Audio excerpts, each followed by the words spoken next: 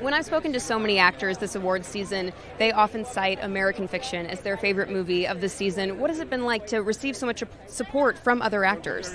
It feels good. You know, support from your peers. It matters. They know what it takes and they know how hard it is to break through. And so those are your first cheerleaders. They're also cheerleading because many of these actors on here have been working for decades and they've been doing good, consistent work. So it's a wonderful feeling.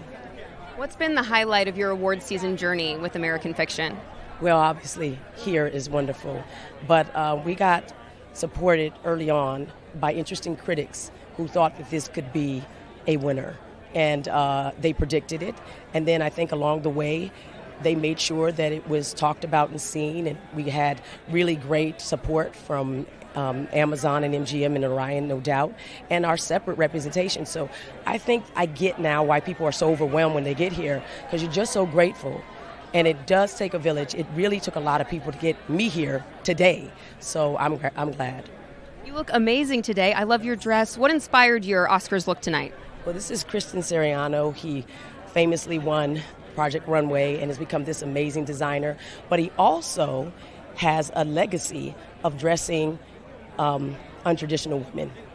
And he dressed black women when nobody would, because we don't necessarily have the size 6 body and all the stuff that, you know, a designer might like. And he did it beautifully, and I always remembered what he did. And so when they said he called and he would love to make you a dress, I said, that to me is a blessing. He's giving me something as a garment that to me speaks to what American Fiction is about. No marginalization, no stereotypes, breaking through borders, and also being available to yourself, to your best self, to reach out and bring the community in. That's what this dress is.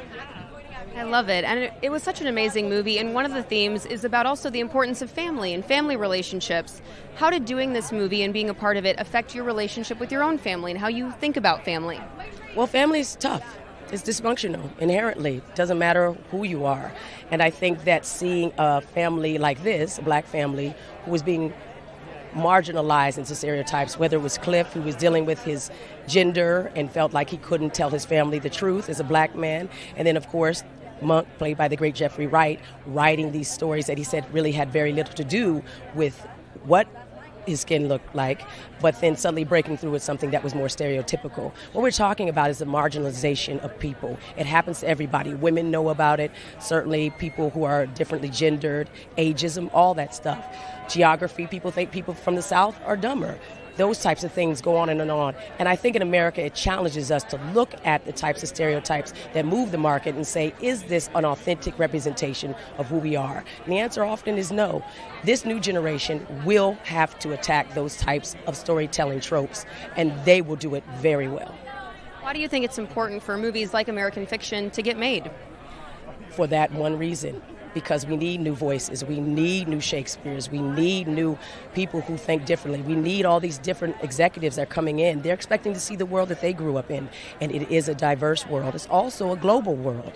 We're speaking different languages, thinking about the idea of Afro, that music coming in. And the Korean, and, we've got all this great love for the new types of filmmakers that are making different stories.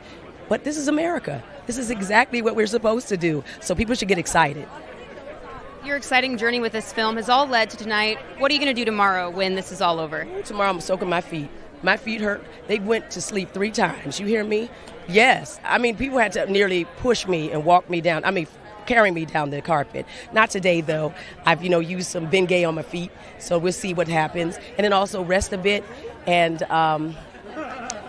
just sit down and gather myself, because my life didn't necessarily change because of this, but my future did.